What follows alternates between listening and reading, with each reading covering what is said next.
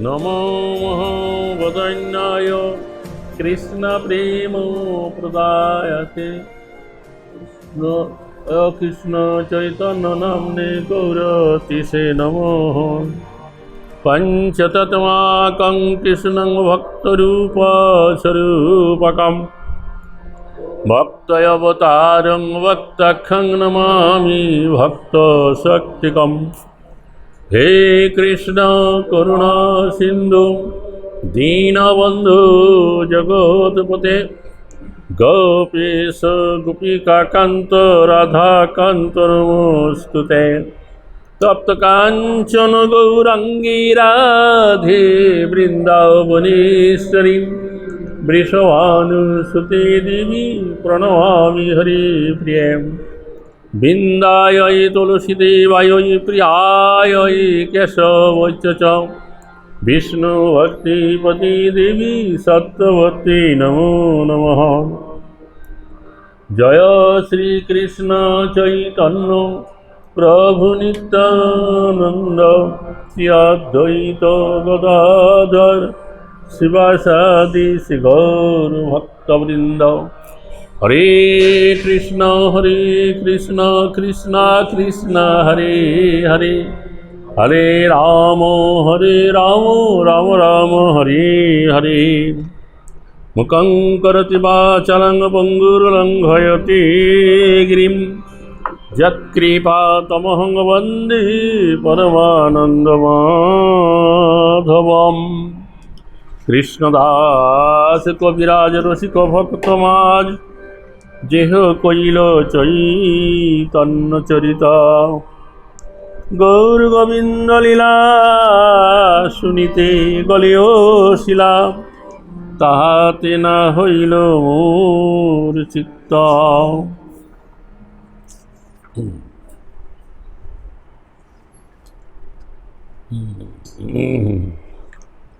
तो श्री चैतन्य चरितामृत दशम परिच्छेद अंतलीला दशम परिच्छेदेर शेष अंश एखाने पाठ हয়ে যে মহাপ্রভু ভক্তগণকে নিয়ে জগন্নাথ মন্দিরের চারিদিকে বেড়া কীর্তন করছিলেন। সারা দিন কীর্তনে অতিবাহিত হয়ে গেল। তারপরে ভক্তরা ক্লান্ত হলো। নিত্যানন্দ প্রভু ভক্তগণের পরিশ্রম হয়েছে তা জানালেন। তো ভক্তদের শ্রম দর্শন করিয়া মহাপ্রভু কীর্তন সমাপ্ত করিলেন। সবাইকে নিয়ে সমুদ্র স্নান করলেন এবং সবাইকে নিয়ে সারি সারি করে বসিয়ে জগন্নাথের প্রসাদ সেবন করিলেন। আচ্ছা, এবং সবাইকে আজ্ঞা দিলেন সবাই ঘরে গিয়ে এখন বিশ্রাম করো। আর মহাপ্রভু তিনিও কী করলেন, গম্ভীরায় চলে এলেন, এসে তিনিও বিশ্রাম করবেন। তো গম্ভীরার দ্বারে করেন আপনে শয়ন, গোবিন্দ আসিয়া করে পাদ সম্বাহন। তারপরে শ্রী চৈতন্য মহাপ্রভু গম্ভীরার দ্বারে শয়ন করলেন এবং গোবিন্দ এসে তার পাদ সম্বাহন করতে লাগলেন। হরে কৃষ্ণ। তো সর্বকাল আছে এই সুদৃঢ় নিয়ম, প্রভু যদি প্রসাদ পাইয়া করেন শয়ন, গোবিন্দ আসিয়া করে পাদ সম্বাহন, তবে যাই প্রভুর শেষ করেন ভোজন। তো দীর্ঘকাল ধরে এমন একটা নিয়ম আছে, মহাপ্রভু যখন প্রসাদ পেয়ে গম্ভীরায় শয়ন করেন তখন গোবিন্দ কী করে এসে তার পাদ সম্বাহন করেন এবং মহাপ্রভু যখন বিশ্রাম করেন নিদ্রা যান তারপরে গোবিন্দ এসে কী করেন, মহাপ্রভুর অবশিষ্ট যে প্রসাদ আছে তা তিনি গ্রহণ করতেন, ভোজন করতেন। তো সবদার জুরি প্রভু করিয়াছে শয়ন, ভিতরে যাইতে নারে গোবিন্দ করে নিবেদন। এক পাশ হও মোরে দেহ ভিতর যাইতে, প্রভু কহে শক্তি নাহি অঙ্গ চালাইতে। তো সেই দিন গোবিন্দ এসে দেখছেন কি, যে মহাপ্রভু একবারে গম্ভীরের ভিতরে যে দরজায় যে প্রবেশ করার দ্বার, সেই দ্বার জুড়ে একবার লম্বাভাবে শুয়ে আছে, আর ভিতরে আর প্রবেশ করতে পারার উপায় নেই। এখন ভিতরে যেতে হলে মহাপ্রভুকে ডিঙিয়ে তারপরে যেতে হবে। তাই গোবিন্দ মহাপ্রভুকে অনুরোধ করলেন যে আপনি এক পাশে শুন, আমাকে ভিতরে যেতে দেন। তখন মহাপ্রভু ভঙ্গি করে বললেন যে আমি এত দুর্বল, আমার শক্তি নাই যে পাশ ফিরে আমি শুভ। বুঝে গেল? তো বারবার গোবিন্দ কহে একদিক হইতে, প্রভু কহে অঙ্গ আমি নারী চালাইতে। তো বারবার গোবিন্দ মহাপ্রভু অনুরোধ করছেন একদিকে একটু সরবার জন্য, কিন্তু মহাপ্রভু বলেন আমি আমার শরীর সরাতে পাচ্ছি না। হরে কৃষ্ণ, কীরকম কথা! গোবিন্দ কহে করিতে চাহি পাদ সম্বাহন, প্রভু কহে করো বা না করো যেই লয় মন। তো গোবিন্দ তখন বললেন যে আমি আপনার পাদ সম্বাহন করতে চাই, কিন্তু মহাপ্রভু বললেন যে তুমি তা করো বা না করো তা নির্ভর করছে তোমার ইচ্ছার উপর, তুমি করতে পারো নাও করতে পারো, কিন্তু আমি আমার শরীর সরাতে পাচ্ছি না। বোঝা গেল কি হচ্ছে? তবে গোবিন্দ বহির্বাস তার উপর দিয়াম, ভিতর ঘরে গেলা প্রভুরে লঙ্গিয়াম। তখন গোবিন্দ মহাপ্রভু সেবক একটা ভঙ্গি করলেন, তার নিজের যে উত্তরীয় বসন আছে সেটা মহাপ্রভুর দেহের উপরে আচ্ছাদন করে দিলেন। তারপরে মহাপ্রভু দেহটাকে ডিঙিয়ে লঙ্ঘন করে ওই পাশে অপর পাশে চলে গেলেন। তো পাদ সম্বাহন কইল, কোটি পৃষ্ঠ চাপিল, মধুর মর্দনে প্রভুর পরিশ্রম গেল। তো শ্রী গোবিন্দ শ্রী চৈতন্য মহাপ্রভু পাদ টিপে দিলেন, তার কোমর এবং পিঠ টিপে দিলেন। তার মধুর মর্দনে মহাপ্রভুর সমস্ত ক্লান্তি শ্রান্তি দূর হয়ে গেল। সুখে নিদ্রা হইল প্রভুর গোবিন্দ চাপে অঙ্গ, দুই দণ্ড বই প্রভুর হইলা নিদ্রভঙ্গ। তো গোবিন্দ গা টিপে দেওয়ার ফলে মহাপ্রভুর প্রায় 45 মিনিট অত্যন্ত সুখে নিদ্রা গেলেন। তারপরে তার নিদ্রা ভঙ্গ হলো। বোঝা গেল ব্যাপারটা কি? বুঝলে তো? আচ্ছা। গোবিন্দে দেখিয়া প্রভু বলে ক্রুদ্ধ হইয়া, আজি কেনে এতক্ষণ আসিস বসিয়া, মোর নিদ্রা হইলে কেনে না গেলা প্রসাদ খাইতে, গোবিন্দ কহে দ্বারে শুইলা যাইতে নাহি পথে।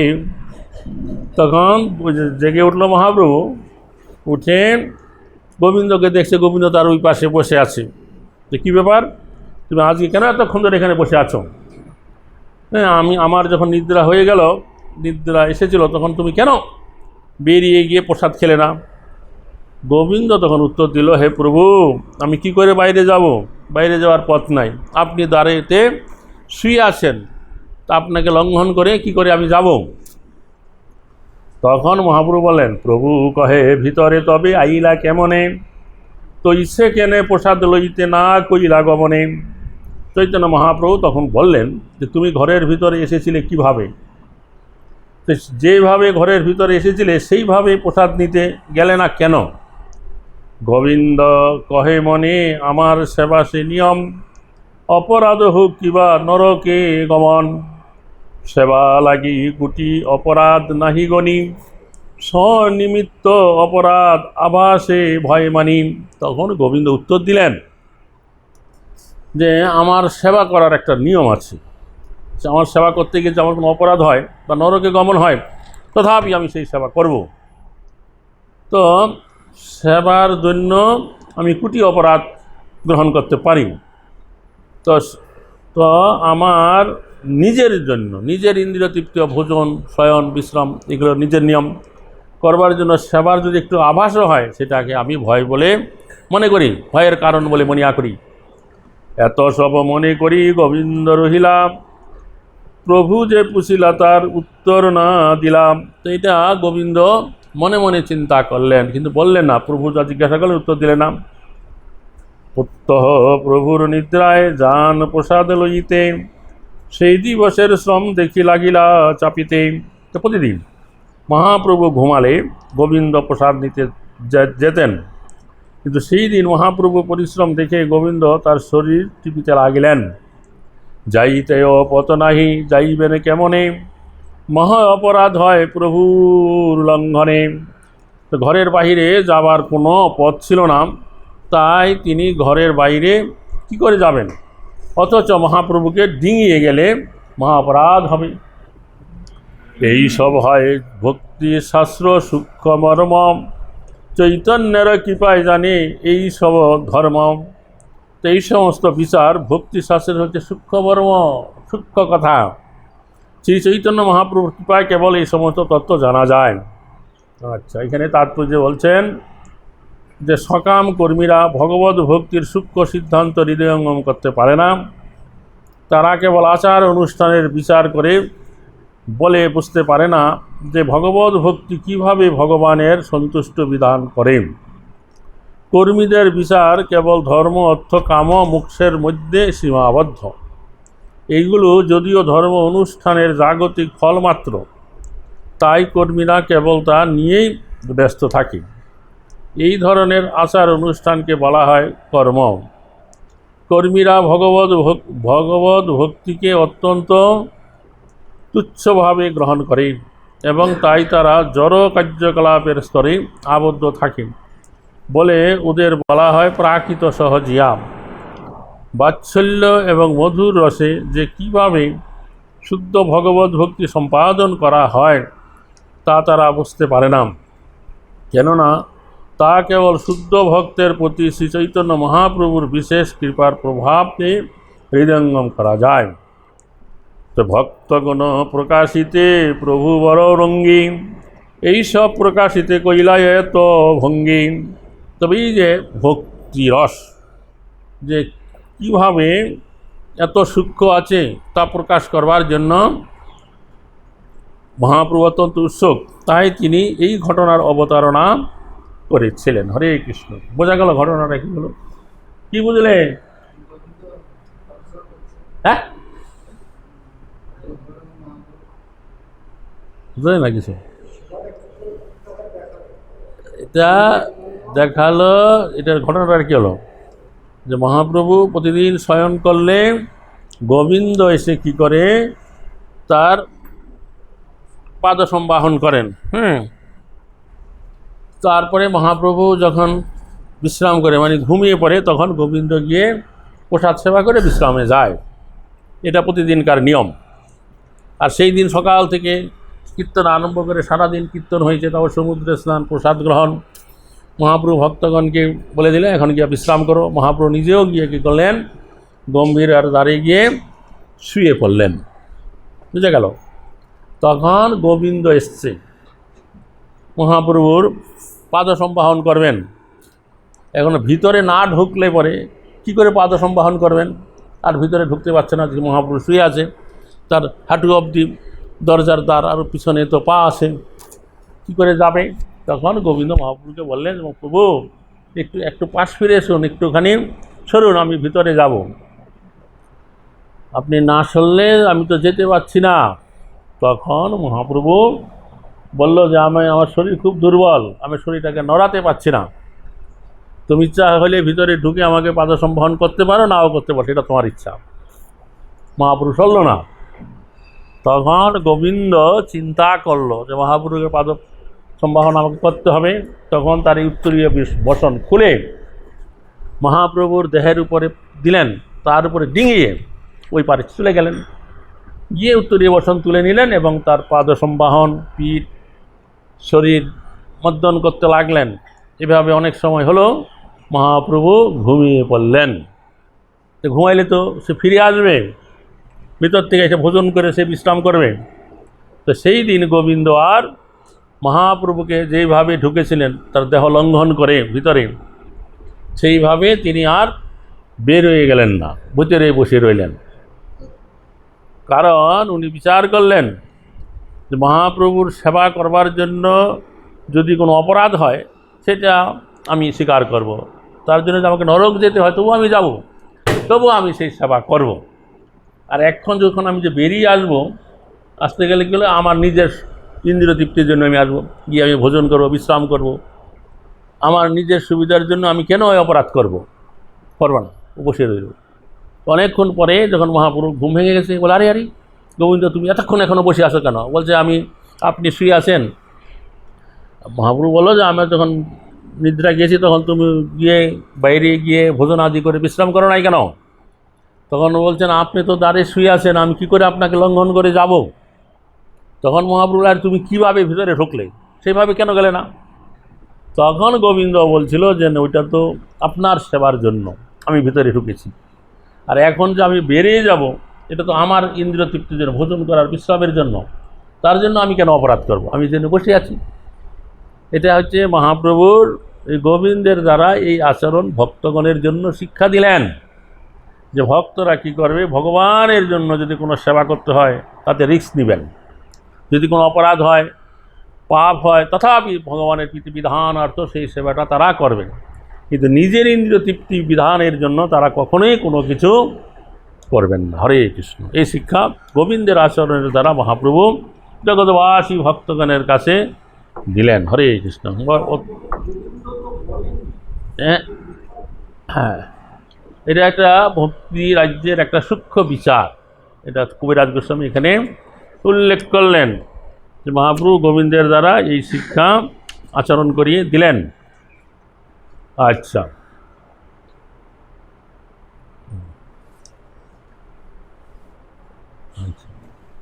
তারপরে কি হলো, সংক্ষেপে কহিল এই পরিমুণ্ডা নিত্যম অদ্যাপিহ গায়ে যাহা চৈতন্যের অভিত্তম। এইভাবে সংক্ষেপে কবিরাজ গোস্বামী বলছেন যে আমি মহাপ্রভুর পরিমুণ্ডা নিত্য বর্ণনা করলাম, যা চৈতন্য মহাপ্রভুর সেবকরা এখনও কীর্তন করে থাকেন, উৎকল ভাষায় কীর্তন, পরিমুণ্ডা কীর্তন নিত্য। এই মতো মহাপ্রভু লইয়া নিজগণ গুণ্ডিচা গৃহের কইলা খালন ও মার্জন। এইভাবে শ্রী চৈতন্য মহাপ্রভু তার ভক্তদের নিয়ে গুণ্ডিচা মন্দির প্রক্ষালন এবং মার্জন করলেন রথের আগের দিন। আচ্ছা, তাই পূর্ববত কইলা প্রভু কীর্তন নর্তন, পূর্ববত টোটাই কইলা বন্য ভোজন। তো পূর্ব বছরের মতো এই বছরও ভক্তদেরকে নিয়ে কীর্তন করলেন, নৃত্য করলেন, আর পূর্ব বছরের মতন আইটোটায় তিনি বনেতে বনভোজন করলেন জগন্নাথের প্রসাদের দ্বারা। পূর্ববত রথ আগে করিলা নর্তন, হেরা পঞ্চমী যাত্রা কইলা দর্শন। পূর্ববৎ তিনি জগন্নাথ দেবের রথের সামনে নৃত্য করলেন এবং হেরা পঞ্চমী যাত্রা দর্শন করলেন। চারি মাস বর্ষায় রহিলা সবভক্তগণ, জন্মাষ্টমী আদি যাত্রা কইলা দর্শন। এইভাবে গৌড়ের সমস্ত ভক্তরা 4 মাস জগন্নাথপুরীতে রইলেন এবং জন্মাষ্টমী আদি মহোৎসব দর্শন করলেন।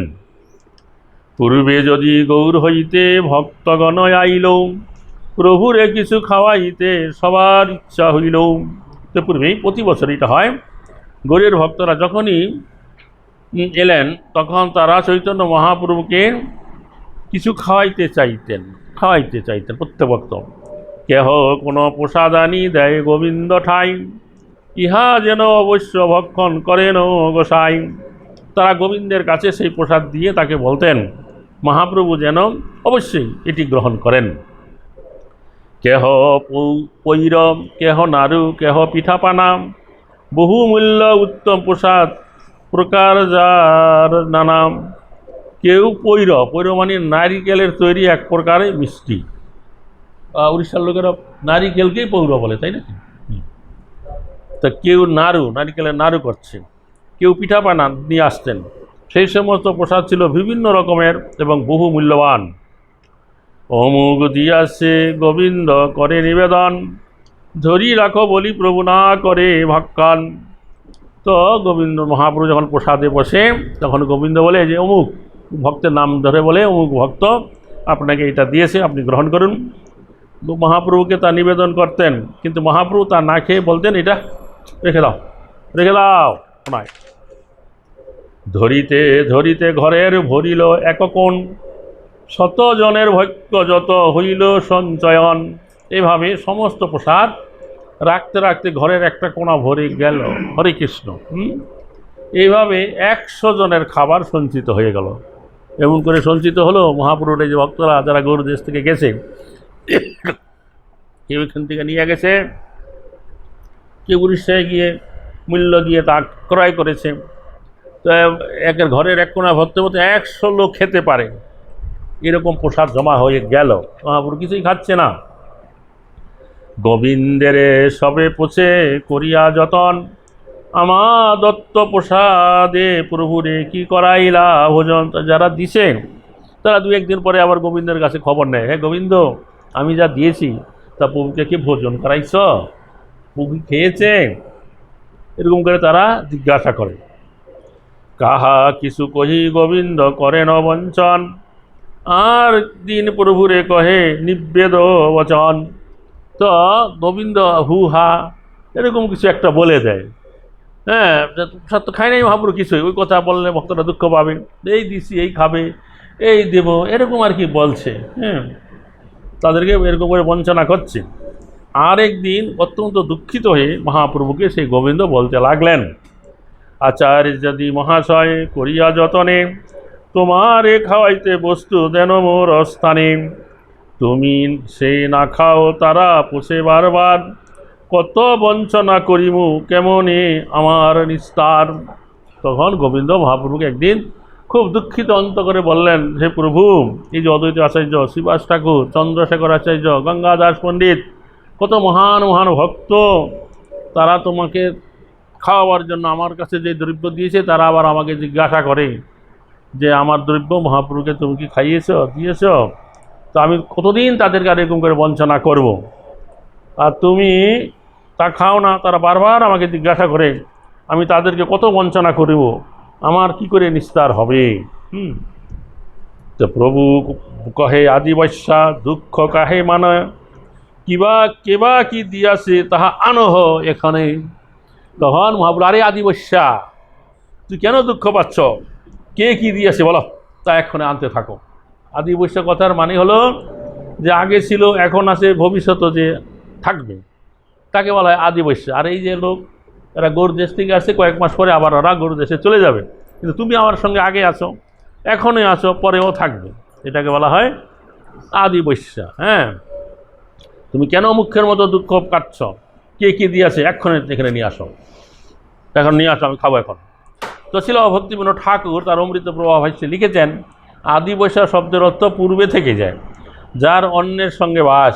গোবিন্দকে আদিবৈশ্য বলা হইয়াছিল কেননা তিনি বহুদিন ধরে শ্রী চৈতন্য মহাপ্রভুর সঙ্গে ছিলেন, এবং যারা গৌর দেশ থেকে এসেছিলেন তারা সম্প্রতি এসেছেন এবং কিছুকাল পরে আবার চলে যাবে। অর্থাৎ মহাপ্রভু গোবিন্দকে বলেছিলেন, তুমি যেহেতু দীর্ঘকাল আমার সঙ্গে রয়েছ, তাই তুমি সেই জন্য মুখের মতো দুঃখ করো না, সমস্ত খাবার নিয়ে এসো এবং দেখবো আমি কিভাবে সব খেতে পারি, সব খাবার নিয়ে আসো।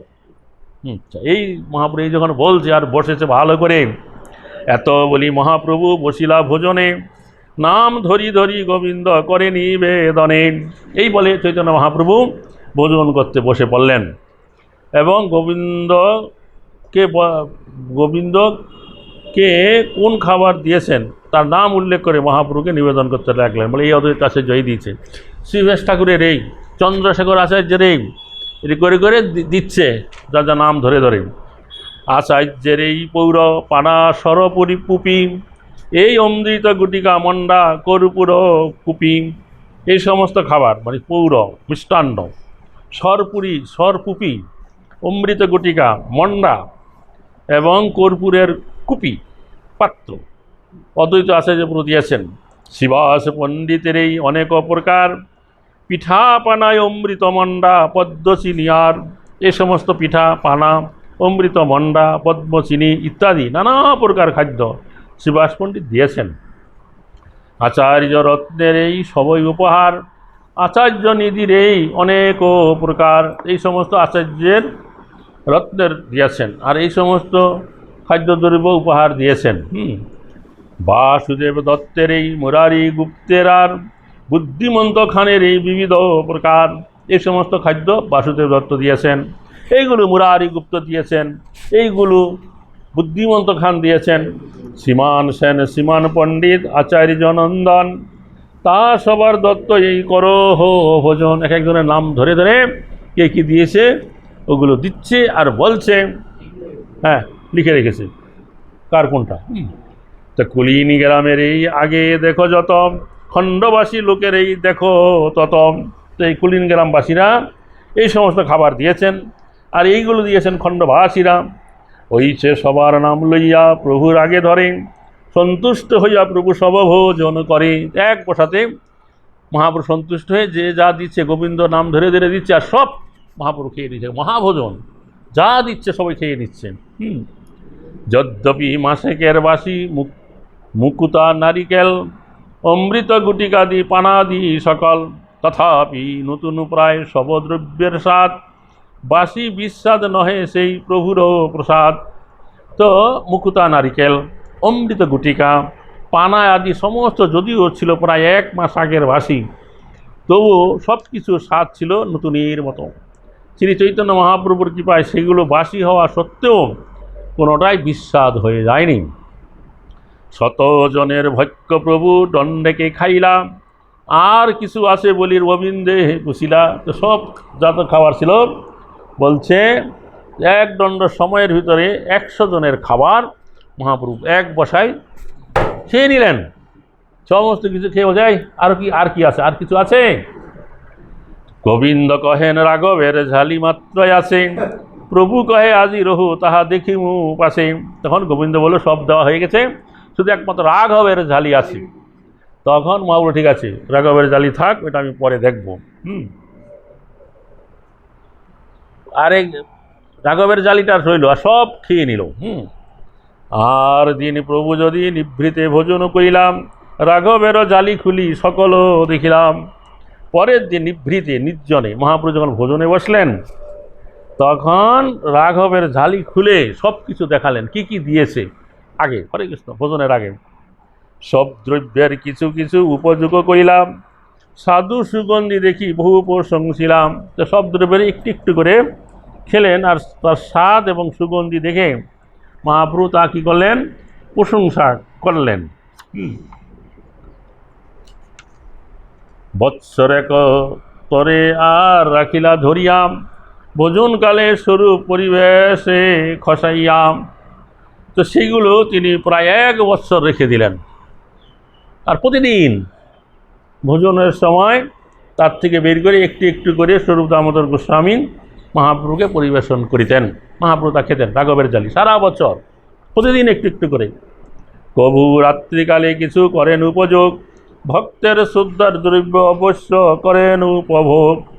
কখনো কখনো রাত্রিবেলা শ্রী চৈতন্য মহাপ্রভু সেইগুলি থেকে কিছু নিয়ে খেতেন। শ্রদ্ধা সহকারে ভগবানকে যা নিবেদন করেন, ভগবান তা অবশ্যই গ্রহণ করেন। তো ভক্তের নিবেদনে অত্যন্ত শ্রীকৃষ্ণ অত্যন্ত সন্তুষ্ট হন। ভক্তরা তার ভোগযোগ্য যা কিছু দ্রব্য, তুলসীপত্র একটু জল দিয়ে যা নিবেদন করা হয়, ভগবান শ্রীকৃষ্ণ তাই সন্তুষ্ট হয়ে কী করেন? গ্রহণ করেন। ভগবদ্গীতায় ভগবান বলেছেন যে পত্রং পুষ্পং ফলং ত্বং যুমে ভক্তা পজস্যতি তদহং ভক্তা অপরিতস্মাই পূজাত আত্ম। কেউ যদি ভক্তি সহকারে আমাকে একটি পাতা বলতে তুলসী পাতা, একটি ফুল, একটু জল, যা একটু জল নিবেদন করেন, তাহলে আমি তা গ্রহণ করি। এখানেও আমরা দেখতে পাচ্ছি যে শ্রী চৈতন্য মহাপ্রভু তার ভক্তের নিবেদিত সমস্ত নৈবেদ্য গ্রহণ করেছিলেন। কখনো কখনো তিনি মধ্যাহ্নে সেইগুলি আহার করতেন এবং কখনো রাত্রিবেলায়। কিন্তু তিনি সব সময় ভাবতেন যে যেহেতু তার ভক্তরা ভক্তি এবং প্রীতি সহকারে তা নিবেদন করেছেন, তাই তাকে সেগুলো খেতে হবে। হরে কৃষ্ণ নিতাই গৌর প্রেমানন্দে হরি হরি বল। এই জন্য কৃষ্ণ ভক্ত যারা হবেন, ভক্ত মাত্রেই কি করা উচিত? ভগবানের জন্য কিছু রান্না করা উচিত। বোঝা গেল? সেই পুরুষ ভক্তই হোক কি নারী ভক্তই হোক, তাদের কোনো কথা নাই। কৃষ্ণ ভক্ত মানেই ভগবানের জন্য রান্না করার গুণটা তার থাকতে হবে। বোঝা গেল? রান্না করা মানে কি ভগবান কৃষ্ণের জন্য রান্না কে করতে পারে? রাধারানী করে। তবে এই যে রান্না করা মানে রাধারানীকে সাহায্য করা, এবং এমন বস্তু রান্না করবে যেই সমস্ত বস্তু হয়েছে ভগবান শ্রীকৃষ্ণের ভোগযোগ্য, তার খাবার উপযুক্ত।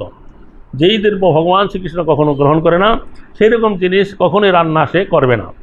তার বাড়িতে জামাই আসুক, আত্মীয় ব্যয় আসুক, বা যে কেউ আসুক, ভগবান কৃষ্ণের ভোগযোগ্য দ্রব্য রান্না করে সে কী করে তুলসীপত্র দিয়ে ভগবানকে নিবেদন করবেন, আর সেই প্রসাদেই তার আত্মীয় বন্ধুবান্ধব যে আসুক না কেন তাকে পরিবেশন করবেন। কখনই আত্মীয়তা রক্ষার জন্য সে কী করবে না, অমিথ্য অন্য কোনো দ্রব্যাদি যা ভগবানের ভোগে লাগে না তা রান্না করবে না। তাইলে ভগবান সন্তুষ্ট হবেন, কৃষ্ণ সন্তুষ্ট হবেন, এবং যে খাবে তারও কিছু স্বীকৃতি হয়ে যাবে। প্রসাদ সেবা করিতে হয়, সকল প্রপঞ্চ জয়, এই ভগবন্ধন তার মোচন হয়ে যাবে। হরে কৃষ্ণ। এই জন্য আমরা আরেকটা গল্প বলছিলাম না, যে আমাদের প্রভুপাদ এক সময় বললেন কি, যে আমি পূর্বজনের শেষ সময় বৃদ্ধকালে যে অনেক সময় হয়তো প্রভুপাদ অনুবাদ করছে বা তার কাজ সেবা কাজ করে যাচ্ছে, কিন্তু ভোজন করতে হবে এটা তার মনেই নেই। তখন ভক্তরা স্মরণ করে দিতেন, প্রভুপাদ এখন আপনার ভোজনের সময় হয়েছে, খাওয়ার সময় হয়েছে, প্রসাদ গ্রহণের, প্রসাদ সেবা করবেন। তখন প্রভুপাদ বিরক্ত হচ্ছে, না এটা আমাকে কাজ করতে দিয়েছেন, আমাকে প্রসাদ সেবন করতে বলছে। তারপরে যখন নাকি তারা সেই ভগবানকে নিবেদিত প্রসাদ এনে প্রভুপাদের সামনে ধরতেন, প্রভুপাদ তখন খেতে শুরু করতেন। প্রভুপাদ তখন বলতেন, তোমরা যখন আমাকে প্রসাদ পেতে ডাকো আমি বিরক্ত হই, কিন্তু যখন তোমরা আমাকে প্রসাদ এনে দাও, আমি যখন দেখতে পাই ও এটা কৃষ্ণ প্রসাদ, ভগবান শ্রীকৃষ্ণ খেয়েছে, তখন আমি খেতে শুরু করি, তখন আমার শুধু খেতেই ইচ্ছা করে, আমি অনেক ভোজন করি। বুঝতে পারছো? এটা যে ভক্তের লক্ষণ। ভগবানের যে কোনো জিনিস ভক্ত গ্রহণ করবেন, আগে দেখবেন ভগবান শ্রীকৃষ্ণ এটা গ্রহণ করেছে কিনা। যখন দেখবেন ভগবান শ্রীকৃষ্ণ প্রসাদ, তখন তিনি তা গ্রহণ করবেন। অপ্রসাদ বৈষ্ণবেরা কখনোই গ্রহণ করিবে না। এইভাবে যে মহাপ্রভুর জন্য ভক্তরা নিয়ে যে গিয়েছিলেন, তার প্রতি অত্যধিক প্রীতি প্রেমবশত তো ভক্ত দ্রব্য ভগবান কী করেন, অবশ্যই গ্রহণ করেন। গ্রহণ করে আরও তিনি সন্তুষ্ট হন সেই ভক্তের প্রতি। তো মহাপ্রভুর ভক্তরা এই গৌর দেশ থেকে গেছে এত দূরের পথ, তখনকার দিনে যে 1 মাস ধরে হেঁটে হেঁটে বাড়ির থেকে অনেকে তৈরি করে নিয়ে গেছে, নারকেলের লাড়ু, ওইটা সেটা কত কিছু, যা অনেক দিন রাখা যায়। আর গিয়ে গোবিন্দের কাছে দিয়েছেন। গোবিন্দ বলছে, হে প্রভু, ভক্তরা অনেক দ্রব্য দিয়েছে, আর তারা দিয়েই 2-1 দিন পর পরে জিজ্ঞাসা করে, গোবিন্দ আমি যে দ্রব্য দিয়েছি প্রভুকে খাওয়াইছো কি? তখন কি হলো, মহাপ্রভু তা গ্রহণ করছে না। গোবিন্দ তখন চিন্তায় পড়ে গেল, হায় হায় আমার তো অপরাধ হয়ে যাচ্ছে, মহান মহান ভক্ত মহাপ্রভু পারিষদ, তাদেরকে কতদিন আমি বঞ্চনা করব। দুঃখ করিয়া মহাপ্রভুর কাছে বলছেন যে প্রভু আমার আর নিস্তার নাই, যে এই যে মহান মহান ভক্তরা তোমাকে ভোজন করবার জন্য যা দিচ্ছে তুমি খাচ্ছ না, আর আমাকে ওরা জিজ্ঞাসা করে আমি কতদিন এদিকে বঞ্চনা করব। তখন এই ভক্ত দুঃখ দেখে মহাপ্রভুর মহাভোজনে বসে করলে, আয় কে কী দিছি নিয়ে আয়। তখন এক একজন নাম ধরে ধরে গোবিন্দ দিচ্ছে, আর মহাপ্রভু সবই খেয়ে নিচ্ছে। এত খেলো যেই দ্রব্য 100 জন লোক বসে খেতে পারে, তাই কয়েক মুহূর্তের ভিতরে মহাপ্রভু সব খেয়ে নিল। আর বাকি রইল কি, রাঘবের ঝালি। রাঘব পণ্ডিতের ভগ্নী দৈমন্তী দেবী সারা বছর ধরে যেই দ্রব্য তৈরি করে দিয়েছে সেটা আছে। তখন মহাপ্রভু পরের দিন যখন ভোজনে বসলেন, তো মহাপ্রভু তখন বলছিলেন, ঠিক আছে এটা থাক, এটা পরে আমি দেখব। পরের দিন বসে আগে খুলে দেখলেন যে কী কী দ্রব্য দিয়েছে। তারপরে সমস্ত দ্রব্য থেকে একটু একটু করে খেয়ে তা প্রশংসা করলেন, খুব ভালো। তারপরে প্রতিদিন যে সারা বছর ধরে খাবার পরে বা আগে সে রাঘবের ঝালির থেকে বের করে মহাপ্রভু খেতেন। হরে কৃষ্ণ, নিতাই করবে আনন্দে হরি হরি বল। আচ্ছা, এই মতো মহাপ্রভু ভক্তগণ সঙ্গে চাতুর্মাস্য গোয়াইলা কৃষ্ণ কথা রঙ্গে। এইভাবেই শ্রী চৈতন্য মহাপ্রভু তার ভক্তদের সঙ্গে কৃষ্ণ কথা আলোচনা করে চাতুর্মাস্য অতিবাহিত করলেন। মধ্যে মধ্যে আচার্যাদি করে নিমন্ত্রণ, ঘরে ভাত রান্ধে আর বিবিধ ব্যঞ্জন। তো মাঝে মাঝে আচার্য গোসাই প্রমুখ ভক্তরা তাদের গৃহে অন্ন এবং বিবিধ প্রকার ব্যঞ্জন রন্ধন করে শ্রী চৈতন্য মহাপ্রভুকে নিমন্ত্রণ করতেন। আর মহাপ্রভু তার কিছু সন্ন্যাসী ভক্তগণকে সঙ্গে নিয়ে তা ভোজনে যেতেন।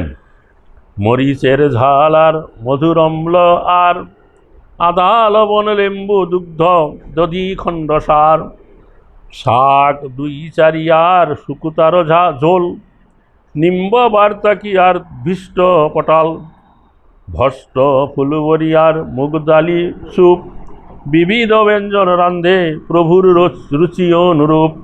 তো শ্রী চৈতন্য মহাপ্রভু ভক্তরা মরিচের ঝাল, বোঝা গেল, মধুর অম্ল, আদা, লবণ, লেবু, দুধ, দই, খণ্ড শাক, 2-4 প্রকার শাক, শুক্তার ঝোল, নিম বেগুন, পটল ভাজা, ফুলবড়ি ভাজা, মুগ ডাল এবং বিবিধ প্রকার ব্যঞ্জন শ্রী চৈতন্য মহাপ্রভুর রুচি অনুরূপ তারা রন্ধন করতেন। রথ জগন্নাথের প্রসাদানে করিতে মিশ্রিতম, কাহা একা যায়েন কাহা গণের সহিতম।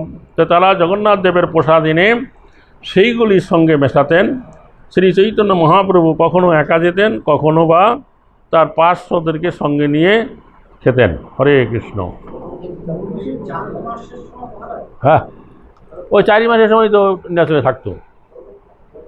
আরে মহাপ্রভুর জন্য কি আর নাকি চাতুর্মাস্য নাকি? তোমাদের জন্য ভগবানকে সবাই দেওয়া যাবে ওগুলা। আচার্য রত্ন আচার্য নিধি নন্দন রাঘব, শিবাশয় আদি যত ভক্ত বিপ্রসব। বলছেন যে আচার্য রত্ন, আচার্য নিধি, নন্দন আচার্য, রাঘব পণ্ডিত এবং শিবাস ঠাকুর প্রমুখ ভক্তরা ছিলেন ব্রাহ্মণ। এই মতো নিমন্ত্রণ করেন যত্ন করি বাসুদেব গদাধর গুপ্ত মুরারি, কুলীন গ্রামী খণ্ডবাসী আর যতজন, জগন্নাথের প্রসাদানি করে ও নিমন্ত্রণ। তো এই সমস্ত ভক্তরা চৈতন্য মহাপ্রভুকে নিমন্ত্রণ করতেন। বাসুদেব দত্ত, গদাধর দাস, মুরারি গুপ্ত, কুলীন গ্রামবাসী, খণ্ডবাসী, অন্য বহু ভক্ত যারা ব্রাহ্মণ ছিলেন না, তারা জগন্নাথ দেবের প্রসাদ এনে মহাপ্রভুকে নিমন্ত্রণ করতেন। সত্যরাজ খান এবং রামানন্দ বসু প্রমুখ কুলীন গ্রামের অধিবাসীরা ব্রাহ্মণ ছিলেন না, এবং মুকুন্দ দাস, নরহরি, রঘুনন্দন প্রমুখ খণ্ডবাসী ভক্তরাও ব্রাহ্মণ ছিলেন না, তারা ছিলেন বৈদ্য জাতি, টোটকা চিকিৎসা করত। তাই তারা জগন্নাথ দেবের প্রসাদ কিনে এনে শ্রীচৈতন্য মহাপ্রভুকে নিমন্ত্রণ করতেন। কিন্তু আচার্য রত্ন, আচার্য নিধি প্রমুখ ব্রাহ্মণেরা গৃহে রন্ধন করে শ্রী চৈতন্য মহাপ্রভুকে নিমন্ত্রণ করে ভোজন করাতেন। শ্রী চৈতন্য মহাপ্রভু তখনকার সামাজিক প্রথা অনুসারে কেবল ব্রাহ্মণদের রান্না করা প্রসাদই গ্রহণ করতেন, কিন্তু তিনি জাতি বর্ণ নির্বিশেষে সমস্ত ভক্তদের নিমন্ত্রণ গ্রহণ করিতেন। শিবানন্দ সেনের শোন নিমন্ত্রণ আখ্যান, শিবানন্দের বড় পুত্রের চৈতন্য দাসনাম। তো শিবানন্দ সেন কিভাবে জগন্নাথপুরীতে নিমন্ত্রণ করিয়া মহাপ্রভুকে ভোজন করাইয়াছিলেন সেই আখ্যান এখানে বর্ণনা করবেন। তো শিবানন্দ সেনের 3 পুত্র, কী নাম? চৈতন্য দাস, রামদাস, পুরীদাস। জ্যেষ্ঠ পুত্রের নাম হয়েছে চৈতন্য দাস, তো রামদাস পুরীদাস। আচ্ছা, প্রভুরে মিলাইতে তারে সঙ্গে আনিলাম, মিলাইলে প্রভু তার নাম তো পুছিলা। তো সেই বছর 1 বছর তিনি তার জ্যেষ্ঠ পুত্র চৈতন্য দাসকে নীলাচলে নিয়ে গেছেন এবং মহাপ্রভুর সাথে মিলাবার জন্য, সাক্ষাৎ করাবার জন্য মহাপ্রভুর কাছে নিয়ে এলেন। আর তখন মহাপ্রভু তার নাম জিজ্ঞাসা করলেন, তোমার নাম কি? চৈতন্য দাস নাম শুনি কহে গৌর রায়, কিবা নাম ধরিয়াছ বোঝন না যায়। তখন শিবানন্দ সেন বলল, বালক ছেলেরা, আমার নাম চৈতন্য দাস। তখন মহাপ্রভু শিবানন্দ সেনকে বলে, আরে কি নাম রাখছ? বুঝতে পারছি না। সেন কহে, যে জানিল সেই নাম ধরিল, এত বলি মহাপ্রভুরে নিমন্ত্রণ করিল। তো শিবানন্দ সেন উত্তর দিলেন, আমার যে জ্ঞান সেই অনুসারেই আমি এই নাম রেখেছি। এই বলে তিনি চৈতন্য মহাপ্রভুকে তার গৃহে প্রসাদ গ্রহণের করতে নিমন্ত্রণ করলেন। জগন্নাথের বহুমূল্য প্রসাদ আনাইলা, ভক্তগণে লইয়া প্রভু ভোজনে বসিলা। তো শিবানন্দ সেন শ্রী জগন্নাথ দেবের বহুমূল্য প্রসাদ আনলেন এবং চৈতন্য মহাপ্রভু তার ভক্তদের সঙ্গে নিয়ে সেই প্রসাদ সেবা করতে গেলেন, বসলেন। শিবানন্দের গৌরবে প্রভু করিলা ভোজন, অতি গুরু ভোজনে প্রভুর প্রসন্ন নহে মন। তো শিবানন্দ সেনের ভক্তিতে আগ্রহে মহাপ্রভু অনেক বেশি ভোজন করলেন, যাকে বলে গুরু ভোজন। কিন্তু অত্যাধিক ভোজন করায় তার যেন প্রসন্ন হলো না, বেশি হয়ে খাওয়াটা বেশি হয়ে গেল রে, তাই ঘুমায় এসে যাচ্ছে। আর দিন চৈতন্য দাস কইল নিমন্ত্রণ, প্রভুর অবুষ্ট বুঝি আনিলা ব্যঞ্জন। তো তারপরের দিনে শিবানন্দ সেনের পুত্র চৈতন্য দাস এসে মহাপ্রভুকে নিমন্ত্রণ করলেন। বোঝা গেল? তো সেই যে চৈতন্য দাসের নিমন্ত্রণে মহাপ্রভুর মনে যে কি আছে এটা বুঝে সে ভোজনের ব্যবস্থা করল। কে? চৈতন্য দাস। দধি লেম্বু আদায়ার ফুলবরা লবণ, সামগ্রী দেখিয়া প্রভুর প্রসন্ন হইল মন। তো কী ব্যবস্থা করলো চৈতন্য দাস? দই, লেবু, আদা, ফুলবরা এবং লবণ, বোঝা গেল? সেই সমস্ত সামগ্রী দেখে চৈতন্য মহাপ্রভু অত্যন্ত প্রসন্ন হইলেন। অন্য কোনো কিছু ব্যঞ্জন ট্যঞ্জন কিছুই রান্না করে নাই, জগন্নাথের কোনো প্রসাদ আনে নাই, বাড়িতে ভাত রান্না করেছে, দোকান থেকে টক দই কিনে এনেছে, আর লেবু রেখেছি, আদা, আর হচ্ছে লবণ। চৈতন্য দাস শোনো না, আগে শোনো তারপর বলছি। ঘরে ঘরে ভাত রান্না করে দোকান থেকে টক দই এনেছে, আর লেবু, আদা, গোলমরিচ চূর্ণ করে দিয়েছে, লবণ দিয়েছে, আর শুধু দই ভাত, আর আখের গুড় আছে নিশ্চয়ই। বুঝতে পারছো? শোনো, কে ফুলের তৈরি একটা বড়া আর কি হবে, বুঝো না? কোনো ফুলের ফুল, কুমড়া ফুলের বড়া হতে পারে, অন্য কিছু হতে পারে, বুঝতে পারছো? আহা, যে কোনো ফুলের তৈরি বড়া, কুমড়া পাতা, কুমড়া ফুল তুলে বড়া করে না, বেসন দিয়ে মেখে, চালের গুঁড়া দিয়ে মেখে। পোস্ত পোস্ত তখন ছিল না, যাই হোক। তো শ্রী চৈতন্য মহাপ্রভুর কৃপায় চৈতন্য দাস তার মনোভাব বুঝতে পেরেছিলেন যে মহাপ্রভু কী ভোজন করলে খুশি হবে। তাই তিনি এমন সমস্ত খাবারের আয়োজন করেছিলেন যেগুলো ছিল পূর্বদিনের গুরুপাক খাদ্যের পরিরোধক। তো পরবর্তীকালে চৈতন্য দাস এক মহান সংস্কৃত পণ্ডিতে পরিণত হয়েছিলেন এবং বহু গ্রন্থ রচনা করেছিলেন।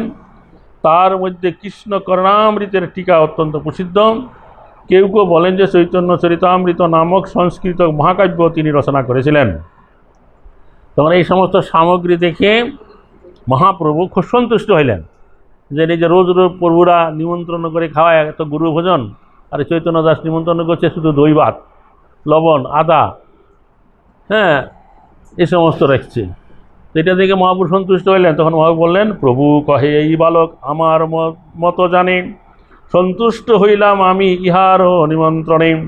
তো শ্রী চৈতন্য মহাপ্রভু বললেন, এই বালক আমার মন জানে, তাই এর নিমন্ত্রণে আমি অত্যন্ত সন্তুষ্ট হইয়াছি। এত বলি দধিভাত করিলা ভোজন, চৈতন্য দাসের দিলা উচ্ছিষ্ট ভাজন। এই বলে শ্রী চৈতন্য মহাপ্রভু দই ভাত খেলেন এবং তার উচ্ছিষ্ট চৈতন্য দাসকে দিলেন। বোঝা গেল? তো দেখা যায় যে নিজে আগে বর্ণনা করলো যারা যারা ব্রাহ্মণ তাদের গৃহে মহাপ্রভু ভোজন করেছে, কিন্তু এই শিবানন্দ সেন ব্রাহ্মণ এটা কেউ কোনোদিন বলে নাই। শিবানন্দ সেন ব্রাহ্মণ ছিলেন বলে এটা কেউ বলছে না।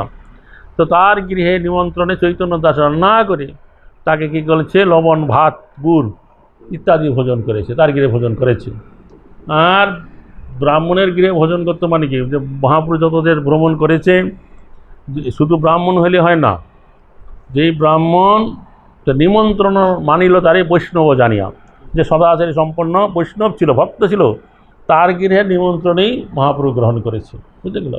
যে অন্য জাতি ব্রাহ্মণ, অথচ ব্রাহ্মণোচিত গুণ নাই, আচার ভ্রষ্ট হয়ে গেছে, তার নিমন্ত্রণ গ্রহণ করে নাই। হরে কৃষ্ণ। আর এখানে শিবানন্দ সেন সে ব্রাহ্মণ না হওয়া সত্ত্বেও তার গৃহে কিন্তু মহাপ্রভু তাদের রান্না করা অন্ন ভোজন করেছেন। হরে কৃষ্ণ। তো চারি মাসে এই মন্ত্র নিমন্ত্রণে যায়, কোনো কোনো বৈষ্ণব দিবস নাহি পায়। এইভাবে শ্রী চৈতন্য মহাপ্রভু বিভিন্ন ভক্তের নিমন্ত্রণ গ্রহণ করে অতিবাহিত করেছিলেন, কিন্তু কোনো কোনো বৈষ্ণব নিমন্ত্রণ করার সুযোগ পেলেন না। গদাধর পণ্ডিত ভট্টাচার্য সার্বভৌম, ইহা সবার আছে ভিক্ষার দিবস নিয়ম। তো গদাধর পণ্ডিত, সার্বভৌম ভট্টাচার্য, এদের গৃহে প্রতি মাসে বাধা ধরা নিয়ম ছিল। সার্বভৌম ভট্টাচার্যের গৃহে মাসে 5 দিন ভোজন করবেন। গদাধর পণ্ডিতের মন্দিরে গোপীনাথের প্রসাদ গ্রহণ করবে, তারও কিছু নিয়ম ছিল। তো এই 4 মাস যেহেতু গৌরের ভক্তরা আসছে, তখন সার্বভৌম ভট্টাচার্যর গৃহে বা টোটা গোপীনাথে মহাপ্রভু প্রসাদে যেতেন না। যে সমস্ত ভক্তরা গৌর দেশ থেকে গিয়েছিলেন তাদের গৃহেই মহাপ্রভু ভোজন করেছেন। গোপীনাথ আচার্য, জগদানন্দ কাশীশ্বর, ভগবান রামভদ্রাচার্য, শঙ্কর বক্রেশ্বর মধ্যে মধ্যে ঘরে বাত করে নিমন্ত্রণ, অন্যের নিমন্ত্রণে প্রসাদে কৌরি দুই পণ। তো গোপীনাথ আচার্য, জগদানন্দ, কাশীশ্বর, ভগবান রাম, ভদ্র আচার্য, শঙ্কর, বক্রেশ্বর ছিলেন ব্রাহ্মণ। তারা তাদের গৃহে রান্না করে শ্রী চৈতন্য মহাপ্রভুকে নিমন্ত্রণ করতেন, আর অন্য ভক্তরা 2 পণ করি দিয়ে জগন্নাথের প্রসাদ কিনে মহাপ্রভুকে নিমন্ত্রণ করিতেন। প্রথমে আসিল নিবন্ধ করি 4 পণ, রামচন্দ্র পুরী ভয়ে ঘাটাইলা নিমন্ত্রণ। তো প্রথমে মহাপ্রভুর নিয়ম ছিল, ওরা মহাপ্রভুকে নিমন্ত্রণ করতে হলে 4 পণ করির জগন্নাথের প্রসাদ নির্ধারিত ছিল, কিন্তু রামচন্দ্রপুরী যখন এলো তখন থেকে তার অর্ধেক করে দিল, 2 পণ কয়। তো 4 মাস রহি গৌরের ভক্ত বিদায় দিলাম, নীলাচলের সঙ্গী ভক্ত সঙ্গেই রহিলাম। তো 4 মাস থাকার পরে শ্রী চৈতন্য মহাপ্রভু গৌরের ভক্তদের বিদায় দিলেন, কিন্তু নীলাচলের ভক্তরা তার সঙ্গেই রয়ে গেলেন, যারা নীলাচলের সবসময় মহাপ্রভুর সঙ্গে থাকতেন। এই তো কহিল প্রভুর ভিক্ষা নির্বাহন, ভক্ত দ্রব্য বস্তু জৈসে কৈলায় আজ সাধন। এইভাবে আমি শ্রী চৈতন্য মহাপ্রভুর ভিক্ষা নিমন্ত্রণ স্বীকার এবং ভক্তদের দেওয়া বস্তু তিনি কীভাবে আস্বাদন করেছিলেন সেই কাহিনী বর্ণনা করলাম। তার মধ্যে রাঘবেরও ঝালি বিবরণ, তার মধ্যে পরিমুণ্ডা নিত্য কথন। তো তার বর্ণনার মাঝখানে আমি এই রাঘব পণ্ডিতের ঝালির বর্ণনা আর কি জগন্নাথ মন্দিরে পরিমুণ্ডা নৃত্যের কথা বর্ণনা করলাম। শ্রদ্ধা করি শোনে যেই চৈতন্যের কথা, চৈতন্য চরণে প্রেম পাইবে সর্বথা। কবিরাজ গোস্বামী বললেন, যারা শ্রদ্ধা সহকারে যিনি চৈতন্য মহাপ্রভুর এই লীলাবিলাসের কাহিনী শ্রবণ করবেন, তিনি অবশ্যই শ্রী চৈতন্য মহাপ্রভুর শ্রীপাদ পদ্মে প্রেম লাভ করবেন। শুনিতে অমৃত সম জুড়ায় কর্ণমন, সেই ভাগ্যবান যেই করে আস্বাদন। তো চৈতন্য মহাপ্রভুর এই যে কার্যকলাপ ঠিক অমৃতের মতো, এবং তা শ্রবণ করলে কান এবং মন একেবারে জুড়িয়ে যায়। সেই অমৃত যিনি আস্বাদন করেন তিনি হচ্ছেন ভাগ্যবান। শ্রী রূপ রঘুনাথ পদে যার আস, চৈতন্য চরিতামৃত কহে কৃষ্ণদাস। তো শিল রূপ গোস্বামী এবং শিল রঘুনাথ দাস গোস্বামীর শ্রীপাদ পদ্মে আমার পুনতি নিবেদন করেন এবং তাদের কৃপা প্রার্থনা করে তাদের পদাঙ্ক অনুসরণ পূর্বক আমি কৃষ্ণদাস শ্রী চৈতন্য চরিতামৃত বর্ণনা করেছি। ইতি শ্রী চৈতন্য মহাপ্রভুর ভক্তদের নিবেদিত প্রসাদ গ্রহণ বর্ণনাকারী শ্রী চৈতন্য চরিতামৃত গ্রন্থের অন্তলীলায় 10ম পরিচ্ছেদের ভক্তি বেদান্ত তাৎপর্য সমাপ্ত হইল। নিতাই গৌর প্রেমানন্দে হরি হরি বল। এইখানে রহিল গ্রন্থ অমৃত লহরী, বদন ভরিয়া সবে বল হরি হরি।